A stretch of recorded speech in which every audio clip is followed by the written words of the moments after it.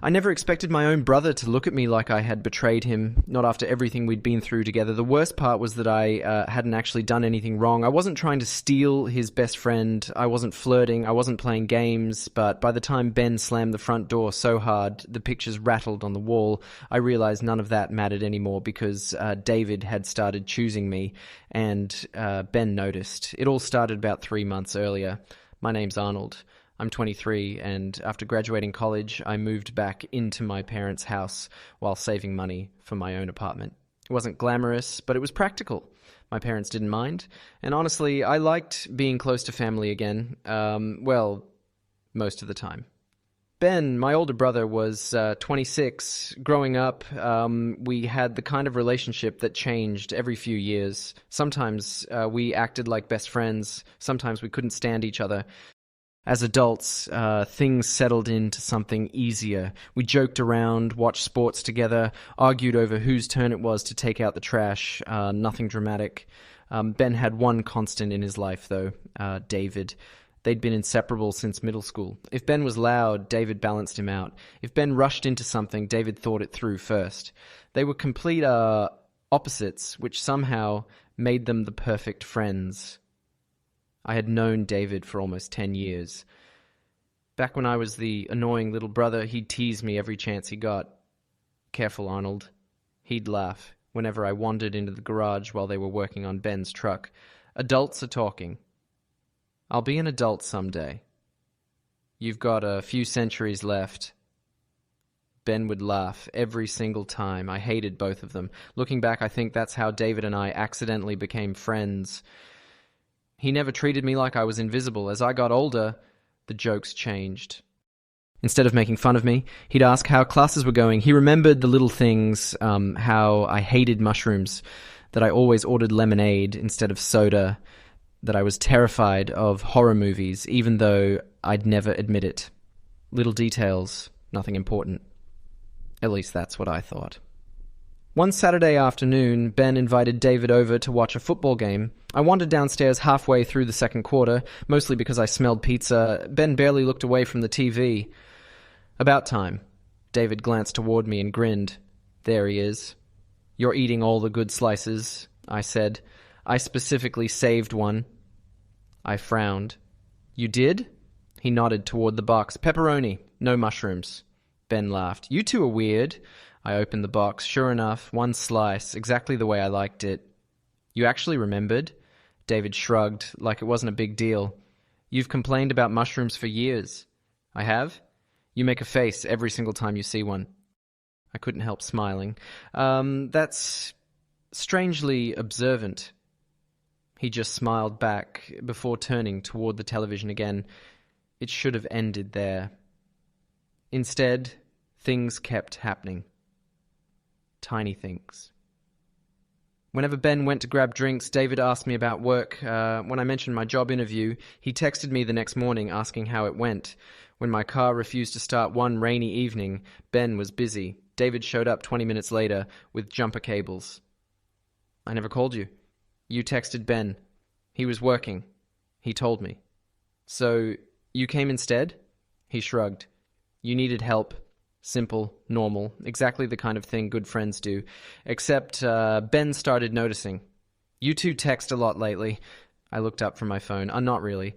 He asks about your day more than mine. I laughed. You're imagining things. Maybe. But he didn't sound convinced. Neither did I. A couple of weeks later, Mum invited everyone over for Sunday dinner. Ben, David, my parents, me. Everything felt normal. Until Mom asked me about a presentation I'd given at work. Before I could answer, David smiled. It went really well. Everyone looked at him, then at me. I blinked. How did you know? You told me. Oh, Mom smiled. That's nice. It's good someone listens. Ben chuckled. Guess I'm getting replaced. Everyone laughed. Everyone except Ben. I caught him watching David for just a second, then watching me. His smile had disappeared. That was the first moment I felt something shift, not between David and me, between Ben and David, and somehow I was standing right in the middle of it. After that Sunday dinner, I tried convincing myself Ben was just having an off week. People got moody, work got stressful, life happened, but the more I paid attention, the harder it became to ignore. It wasn't that Ben was angry all the time. He was quieter, especially whenever David and I happened to be talking. The strange part was that I never went looking for those conversations. They just happened. One Friday evening, I came home exhausted after a long day at work. I'd barely kicked off my shoes. When I heard someone knocking on the front door, I opened it. David. Hey. Hey yourself. He held up a small paper bag. I was nearby. I looked at the bag. What's that? The bakery by my office. I laughed. The one with those cinnamon rolls? You remembered. I remember because you wouldn't stop talking about them. He handed me the bag. I got an extra one. I stared at it. You bought this for me? I was buying breakfast anyway.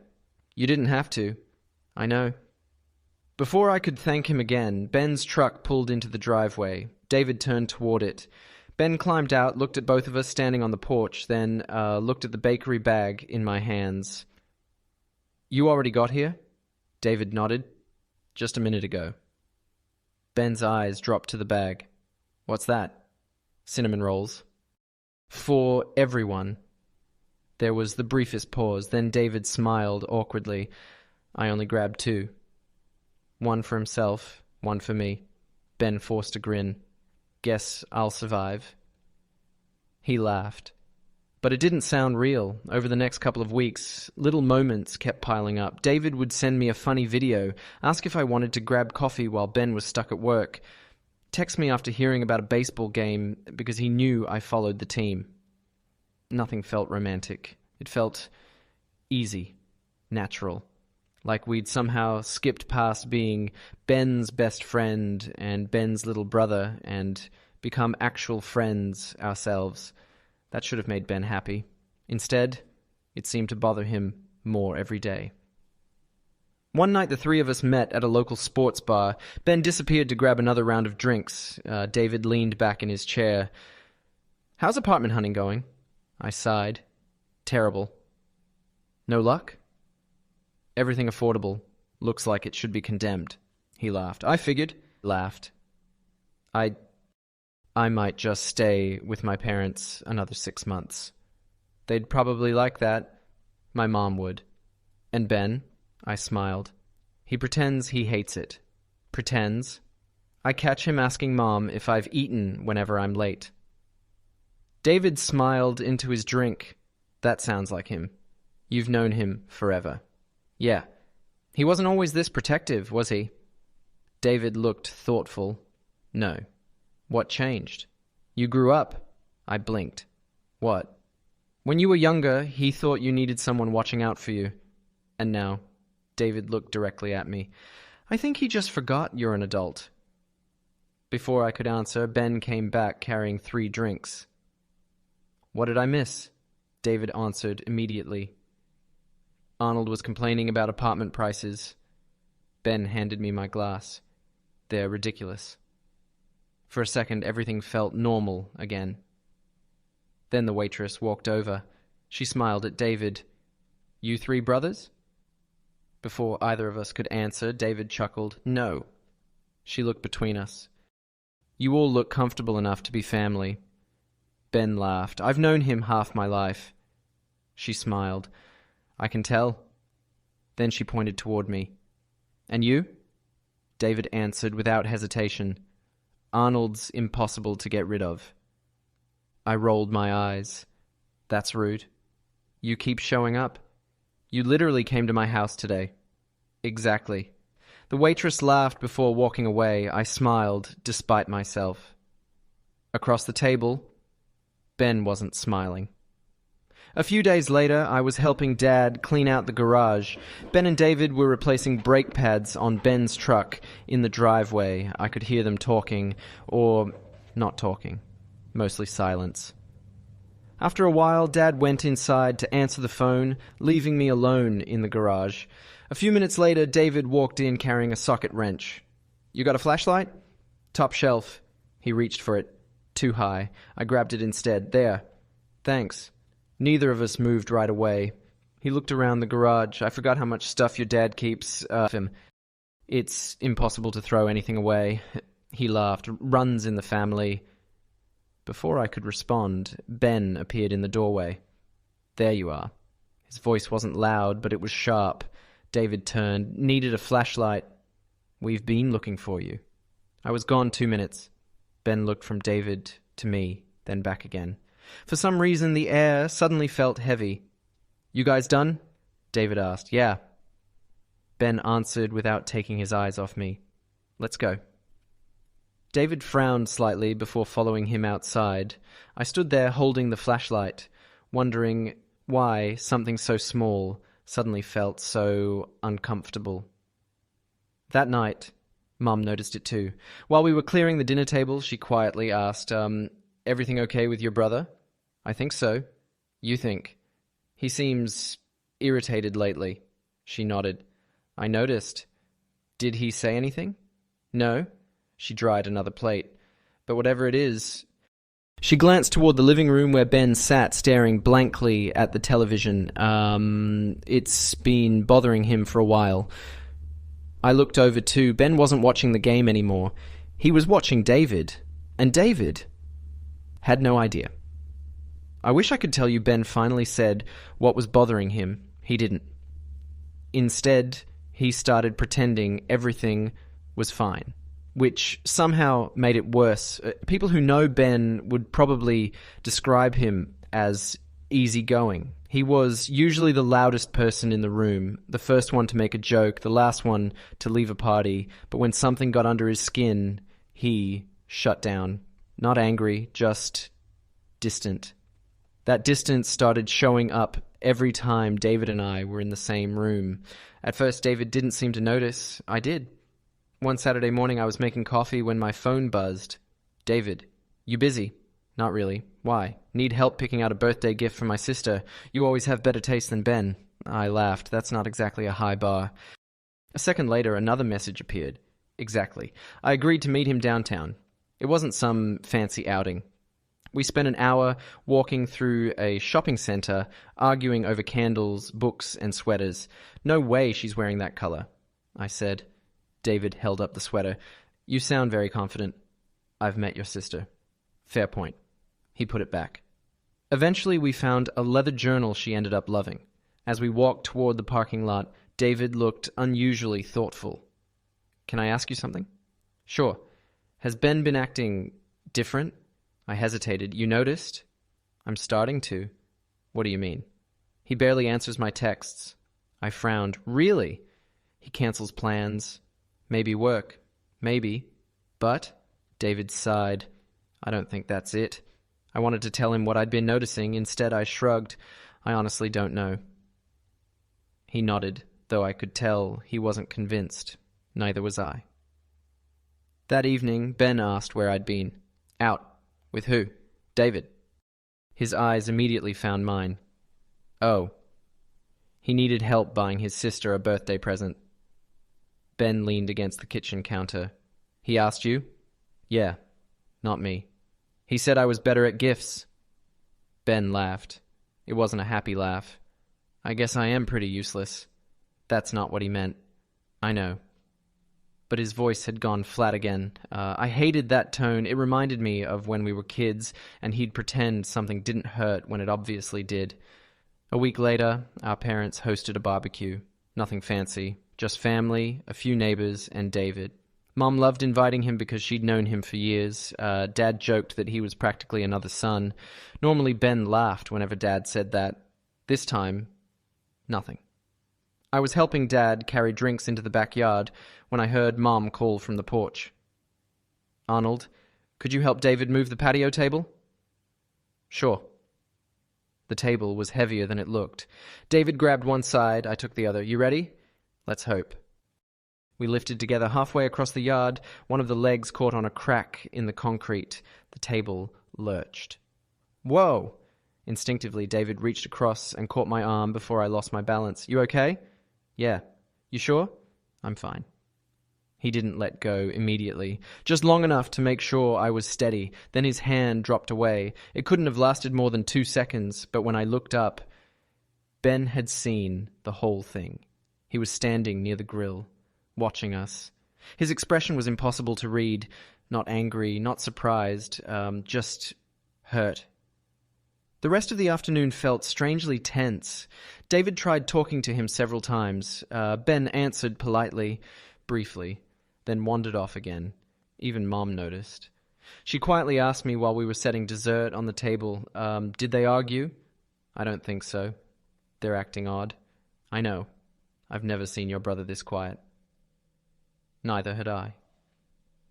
As the sun started setting, everyone gathered around the fire pit. Dad was telling one of his terrible stories. Everyone laughed, even Ben. For a moment, I thought maybe whatever had been bothering him was finally passing. Then David stood up. I'm grabbing another drink. He looked toward me. Want one? Sure. I'll help, I said, getting up. We walked inside together. The kitchen was quiet compared to the backyard. David handed me a soda. You know. What? I miss hanging out with Ben. I looked at him. You guys still do. Not like before. He leaned against the counter. I keep feeling like he's upset with me. You could ask him. I have. And? He says, nothing's wrong. We stood there in silence. Finally I said, he'll tell you when he's ready. I hope so. David gave me a tired smile. I hate feeling like I'm losing my best friend. Before I could answer, the back door opened. Ben walked in. His eyes landed on us immediately.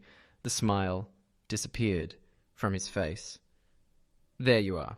His voice was calm, too calm. We've been looking for you. David frowned. We were gone less than 5 minutes. I know. Silence settled over the room. I looked from one of them to the other. Something had finally reached its breaking point. I just didn't know which one of them was going to say it first. The silence in the kitchen lasted only a few seconds. It felt much longer. David looked at Ben. You okay? Ben nodded almost immediately. Yeah. You sure? Why wouldn't I be? David glanced at me for a split second before looking back at him. I don't know. You've been acting different. I've just been busy. Busy for 3 weeks. Ben opened the refrigerator, grabbed a bottle of water, and shut the door a little harder than necessary. You're overthinking it. David didn't answer. Neither did I. We carried the drinks back outside, but the mood had changed. Dad was still telling stories, Mom was laughing with the neighbors, and nobody else seemed to notice the tension sitting between the three of us. I wished I didn't notice it either. The following Tuesday, I came home later than usual after staying late at work. As I walked up the driveway, I spotted David sitting on our front porch, alone. You know Ben isn't home yet, right? I asked. He looked up and smiled. I know. Then why are you here? He shrugged. I figured I'd wait. I unlocked the front door. You could have waited inside. I didn't want to bother your parents. They're visiting my aunt tonight. So it's just you. Until Ben gets back. He nodded. Mind if I come in? Of course. We settled into the living room. I grabbed 2 bottles of water from the kitchen and handed him one. Thanks. For a few minutes, we talked about completely ordinary things, work, movies, a baseball game we'd both watched. It felt normal. Then David sighed. I finally asked him. I looked up. Asked who? Ben. Oh, what happened? He told me everything was fine, but he wouldn't look at me while he said it. I leaned back on the couch. That's usually a bad sign. You noticed too. I nodded. I just don't know why. David rubbed the back of his neck. I keep replaying the last month in my head. And I can't think of anything I did. I wanted to tell him that maybe it wasn't about something he had done. Maybe it was about someone, me. But saying it out loud sounded ridiculous. Instead, I said, he'll talk eventually. I hope you're right. Just then, we heard a truck pull into the driveway. Ben. The front door opened a few seconds later. He stepped inside, stopped when he saw us sitting together, and forced a smile. Oh. Hey, David said. You've been waiting long? About half an hour. Ben looked at me. You've been keeping him company? I wasn't going to make him sit outside. Right. That one word carried more weight than it should have. A few days later, Ben surprised me. He knocked on my bedroom door. "You busy?" "Not really." He stepped inside and sat on the edge of my desk. "We haven't hung out in a while." I smiled. "You're asking me out?" He rolled his eyes. "Don't make it weird." "I'm kidding." "You want to grab dinner?" "Just us?" "Yeah, sure." That evening, we went to our favorite burger place. It reminded me of when I was in high school. Back then, whenever one of us had a bad day, we'd end up here. For a while, everything felt like old times. We joked, argued about sports, made fun of each other's terrible music taste. Then halfway through dinner, Ben became unusually quiet. He stirred his fries around without eating them. Finally, he asked, "Can I ask you something?" "Anything." "Are you and David close?" The question caught me off guard. "I guess." "How close?" I frowned. "He's your best friend." "I know." "So, we've become friends too." Ben nodded slowly. "He talks to you a lot." "So does he with you." "Not lately." His voice was barely above a whisper. I looked at him carefully. For the first time, he looked insecure. It was such an unfamiliar expression on my older brother's face that it almost didn't seem real. "You think he's replacing you?" The words escaped before I could stop them. Ben looked down at the table. For several seconds he didn't answer. When he finally spoke, his voice was quiet. "I don't know." That hurt more than I expected. "Ben, I've known him since I was 13. I know. We've never gone more than a couple of days without talking." He laughed bitterly. "Now half the time I find out what he's been doing because he already told you." I didn't know what to say, because he wasn't entirely wrong. It hadn't happened on purpose. It had just happened. I never wanted that. "I know you didn't." He looked up at me. "I don't blame you, Arnold." "You don't?" "No." His smile was small. "Takes two people to become friends." I exhaled. For the first time in weeks, I thought we were finally getting somewhere. Then he quietly added, "I just wish I knew why he doesn't need me the way he used to." That sentence stayed with me all night, because underneath the jealousy, underneath the frustration, my brother wasn't angry. He was scared. Scared that the person he'd trusted for more than a decade was drifting away. And suddenly I realized this had never really been about me at all. It was about two lifelong best friends who no longer knew how to talk to each other. I couldn't stop thinking about what Ben had said. "I just wish I knew why he doesn't need me the way he used to." It didn't sound like something my brother would normally admit. Ben had always been the confident one, the guy everyone called first, the one who acted like nothing ever got to him. Seeing him doubt a friendship that had lasted more than half his life made me realize how much this had been eating away at him. The next afternoon, David called me. Hey, you busy?" "Just got home." There was a brief pause. "I need your opinion." I laughed. "About another gift?" "No." "What then?" "I'm thinking about taking a new job." That surprised me. "I thought you liked your company." "I do. But they're opening a branch about 3 hours away." I sat up straighter. "They want you to transfer." "Yeah."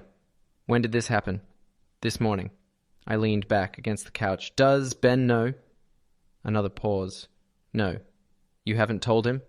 "I wanted to talk to someone first." I couldn't believe I was the first person he had called. A month ago, that would have been Ben, without question. What are you thinking?" I asked. "I honestly don't know." "You'd have to move." "I know." "You'd be leaving everyone." "I know." His voice sounded heavier than usual. "I've been wondering if maybe a fresh start would be good." Something about that sentence bothered me. A fresh start from what? David was quiet. Finally he answered, "Maybe I've been holding on to people who don't want me around anymore." My stomach tightened. "You're talking about Ben." "I don't know what I'm talking about anymore." I closed my eyes. "You need to tell him." "I've tried talking." "No. I mean about the job." "I will." "When?" "Soon." I hoped soon meant before he made a decision. That weekend, Ben invited David over to help rebuild the deck in our backyard. Dad had been talking about replacing a few old boards for months. The three of us spent most of Saturday hauling lumber, measuring and arguing over whose calculations were wrong. For the first couple of hours, everything actually felt normal. Ben laughed. David joked around. Dad teased both of them. I started thinking maybe things were finally getting better. Then Dad sent me and David to the hardware store because we'd run out of screws. On the drive over, David stared quietly out the passenger window. "You okay?" I asked. "You've barely spoken." "I'm thinking." "About the job?" He nodded. "I still haven't told Ben." "You need to." "I know. You can't let him hear it from somebody else." "I won't." He looked over at me. "You really think he'd care?" I almost laughed. "You have no idea." When we got back, Ben was sanding one of the support beams. He looked up as we carried supplies toward the backyard. "Took you guys long enough." There was a line. David handed him the box of screws. "We got everything." Ben smiled. "Thanks." It wasn't a fake smile, just tired. Later that afternoon, Mom brought lemonade outside. She looked around at the three of us working together and smiled. "I've missed this." Dad nodded. "Feels like old times." For a second, nobody said anything. Then David quietly spoke. "I might not be around much longer." The hammer in Ben's hand stopped moving. Dad frowned. "What do you mean?" David set his drill down. "My company offered me a transfer." Silence. Mom looked surprised. "Where?" "About 3 hours north." "When?" "They'd like me there next month." Dad nodded slowly. "That's a big opportunity."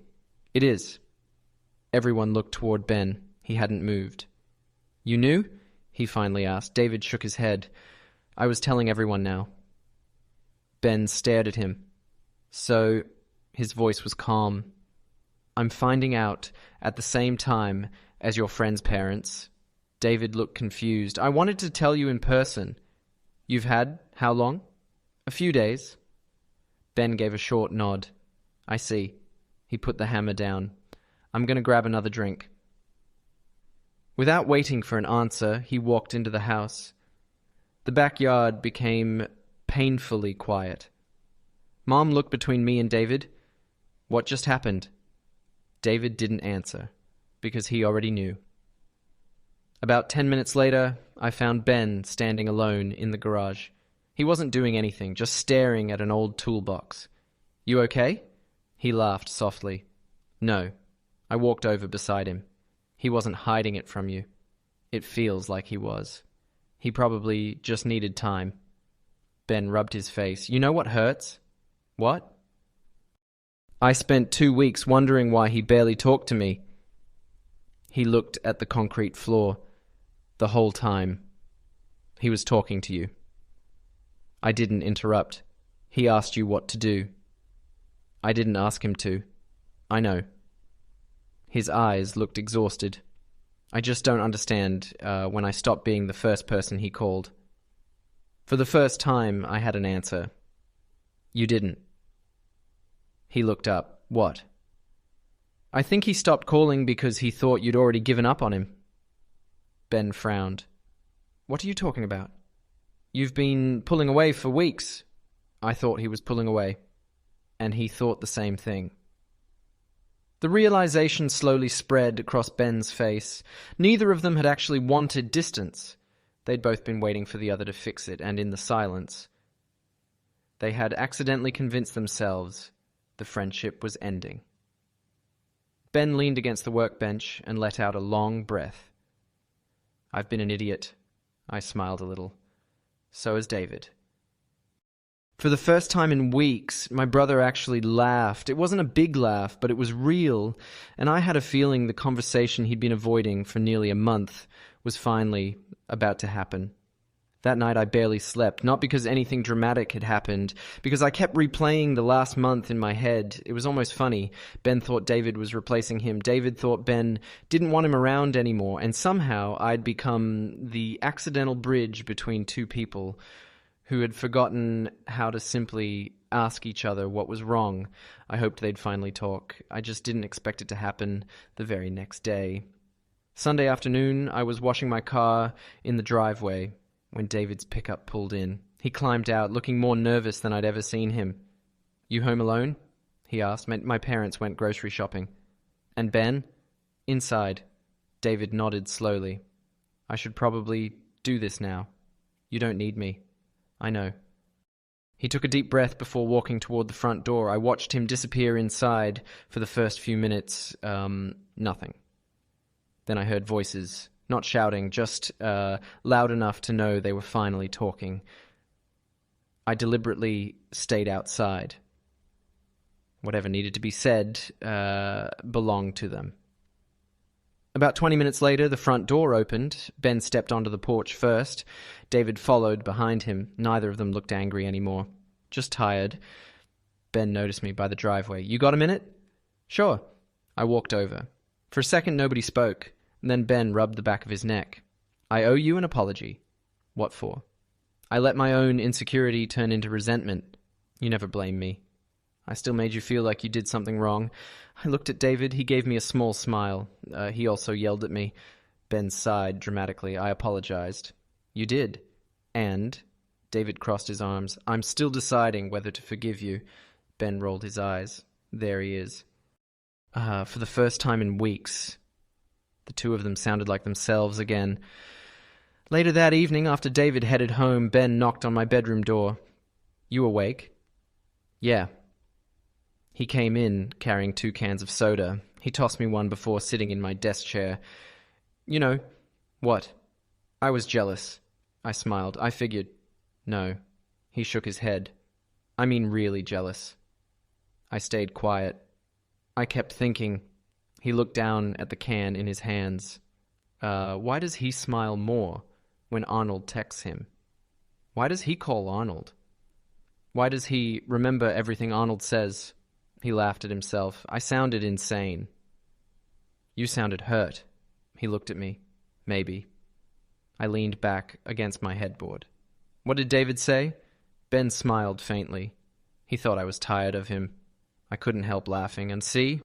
"I know." He said every time I got quiet. He figured I didn't want him around. I shook my head. "You two are unbelievable." "We really are." There was a comfortable silence. Then Ben looked at me with a grin. "You know what the idiot said?" "What?" "He told me he asked you about the transfer because..." Ben chuckled. He thought I'd tell him not to go before he even explained it. I blinked. "What?" He said... Ben imitated David's voice. "If Ben tells me not to leave, I don't think I'd be able to say yes to the job." For a moment, neither of us spoke, because that explained everything. David hadn't talked to Ben first. Not because Ben didn't matter, because Ben mattered too much. A week passed. Things slowly slipped back into their old rhythm. David came over more often again. Ben stopped acting distant. The awkward tension disappeared. One Friday evening, the 3 of us ended up playing pool at a local bar. David missed an easy shot. Ben laughed so hard he nearly dropped his cue. "You've gotten worse." "I had bad positioning." "You had no talent." "I've beaten you plenty of times. When dinosaurs were alive." I sat back watching them argue over something completely ridiculous. Honestly, it was nice. I hadn't realized how much I'd missed hearing them tease each other. At one point, David looked over at me. "What? You smiling at us?" I shrugged. "It's weird." "What's weird?" "You two are finally acting normal again." Ben smirked. "Thanks to you." "I didn't do anything." David leaned his cue against the table. "You did more than you think." Before I could ask what he meant, Ben spoke. "You reminded both of us what we'd been taking for granted." I looked between them. "You guys could have figured it out yourselves." David laughed. "Eventually," Ben nodded. "Probably after another 6 months of acting like idiots." I believe that. We all laughed. For the first time since all this started, it felt effortless. But I still had one question, and I decided to ask it. I looked at David. "Are you taking the transfer?" The smile faded from his face. He looked at Ben, then back at me. I made my decision. He hadn't told us yet, and judging by the way both of them suddenly went quiet, whatever he was about to say was going to change all of our lives again. David looked from me to Ben, then he smiled. I turned it down. Neither of us spoke. He shrugged. I thought about it all week. Ben blinked. "You turned down the promotion?" It wasn't really a promotion. It would have been more money. It would have. Ben frowned. "So why?" David rested his elbows on the pool table. "Because I finally realized I wasn't looking for a fresh start." He looked directly at Ben. "I was looking for an escape." The room went quiet. "I thought I'd already lost my best friend," David continued. "If that had been true, moving would have been easy." Ben looked like he wanted to say something, but nothing came out. David smiled faintly. "After we talked yesterday," he shook his head, "I realized I don't actually want to leave." Ben let out a long breath. "You idiot!" David laughed. "I know. You scared the hell out of me. I know. You should have told me sooner. I know." Ben pointed a finger at him. "Stop agreeing with me. I'm trying not to make things worse." That finally broke the tension. All three of us laughed. As summer slowly turned into fall, life settled into a rhythm again, and the strange jealousy that had taken over our house became something we joked about instead of something we avoided. Mum was the first to notice. One Sunday afternoon, she walked into the backyard where the three of us were watching Dad unsuccessfully assemble a new grill. She smiled. "There you are." Ben looked up. "Where else would we be?" "I don't know." She crossed her arms dramatically. "For a while there, I thought I'd have to start scheduling visitation hours." David laughed. "It wasn't that bad." Mom raised an eyebrow. "It absolutely was." Even Dad looked over from the pile of instructions. "I've never seen you two spend that much time avoiding each other." Ben and David exchanged embarrassed looks. "Yeah," Ben admitted, "we were stupid." Dad nodded. "That's what happens when two stubborn people think the other one can read minds." Nobody argued with him, because he was right. A couple of weeks later, David invited both of us to a baseball game. Halfway through the seventh inning, Ben disappeared to grab drinks. That left David and me alone for a few minutes. He watched the field quietly. "I owe you something." "For what?" "For sticking around." I frowned. "I didn't really do anything." "You listened." He smiled. "You'd be surprised how much that matters." I leaned back in my seat. "I honestly thought you two would figure it out without me." "We probably would have." "When?" David laughed. "Eventually." "I've heard that before." "Yeah." He rubbed the back of his neck. "I don't think I ever told you this." "Told me what?" "I was jealous too." I stared at him. "You?" He nodded. "When you and Ben went out for burgers." I blinked. "You knew about that?" "He told me." "And you were jealous?" "I've spent half my life being the person your brother talks to when something's bothering him." He smiled to himself. When he chose to talk to you first, it hit me harder than I expected." I laughed in disbelief. "So all three of us were jealous?" "Pretty much." "That's ridiculous." "It really is." We both laughed until Ben came back balancing 3 drinks. "What did I miss?" David answered with a grin. "We're making fun of ourselves." Ben handed us our drinks. "And good." "Why?" "Because if we don't..." He sat down beside us. Mum definitely will." She did. For months, every family dinner somehow turned into another joke about the Great Silent War. Mum would grin and say things like, "So, are you boys speaking to each other this week?" Or, "Should I seat you two on opposite sides of the table again?" Even Dad joined in. It became one of those family stories that somehow got funnier every time someone told it. The awkwardness eventually disappeared completely. Then, one evening about 3 months later, Ben knocked on my apartment door. I'd finally found a place of my own across town. He walked in, carrying pizza. "You still hate mushrooms, right?" I laughed. You remembered? He rolled his eyes. I'm your brother. We sat on the floor because I still hadn't bought a dining table. After a while, Ben became unusually quiet. I've been thinking. What about? He looked around my apartment. I've spent so much time worrying about losing people that I forgot something. What? He smiled. People don't disappear just because life changes. I nodded slowly. You moved out. He pointed toward me. You're still my brother. Then he pointed toward himself. David almost moved away. But he didn't. And even if he had, he shrugged. That doesn't erase 15 years. I could hear the relief in his voice, not just because David had stayed, because he'd finally learned that real relationships weren't measured by who got the first phone call or who spent the most time together. They were measured by whether people kept choosing each other, even after misunderstandings. A few days before Christmas, the three of us found ourselves exactly where we'd started months earlier. My parents' dining room, pizza boxes on the table, a football game on TV. Mum walked in carrying another plate. She stopped and smiled. What? Dad looked up from his chair. What? Mom pointed toward us. Ben and David were arguing over a terrible referee call. I was laughing so hard I could barely breathe. She shook her head. There they are. Dad smiled knowingly. Who? My three boys. Ben immediately groaned.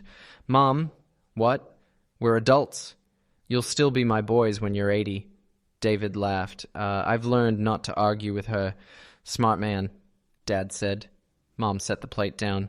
I'm just happy things are back to normal.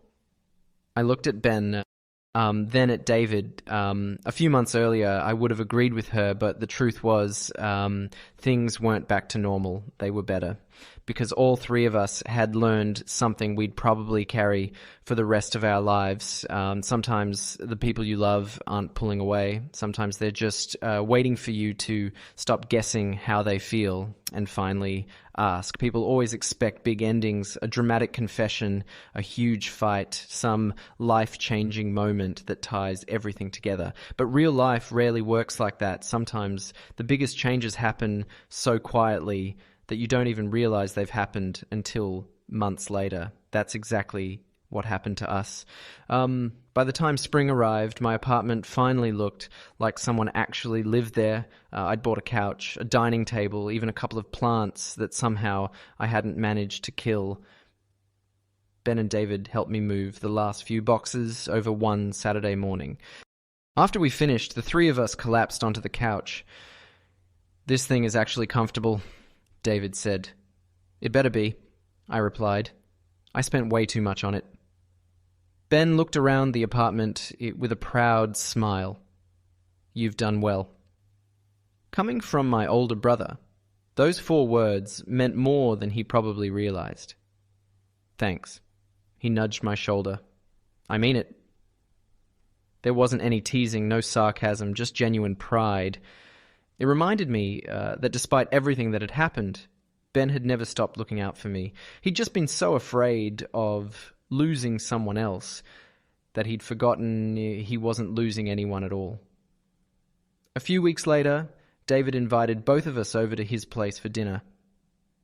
That alone felt strange. For years, we'd always met at my parents' house or gone out somewhere. Now it felt like our friendship existed outside of those old routines. David had attempted to cook, attempted being the important word.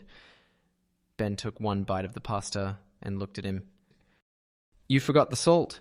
David frowned. I did not. I tasted it. You definitely did. David sighed dramatically. I knew I should have ordered pizza. Ben laughed. There he is. What? The guy who thinks confidence can replace cooking. I was confident. You were confidently wrong. I watched them bicker across the table, smiling into my drink, not because they were arguing, because it sounded exactly the way it used to. Only now, there wasn't any fear hiding underneath it. Later that evening, after Ben left to answer a phone call, David and I stayed behind in the kitchen cleaning up. As he rinsed the dishes, he suddenly said, I never thanked you properly. You already did. No? He shook his head. I don't think I did. I dried another plate. For what? For not picking sides. I looked at him. I never saw sides. Exactly. He smiled. You let me figure things out with Ben instead of trying to fix everything. I wanted to. I know. He laughed. I could tell. I almost forced both of you into the same room about 10 different times. I'm glad you didn't. So am I. He placed the last plate in the rack. I think Ben and I needed to realize how ridiculous we were on our own. You definitely were. We definitely were. That summer, Ben turned 27. Mom insisted on having a family barbecue. Dad was in charge of the grill, which meant everyone else was secretly preparing backup food. Some traditions never changed. As the evening went on, neighbors stopped by, cousins showed up, and the backyard filled with conversation. At one point, I wandered inside to grab another drink. When I came back out, I stopped on the porch. Ben and David were standing by the fence, talking quietly. Neither of them knew I was there.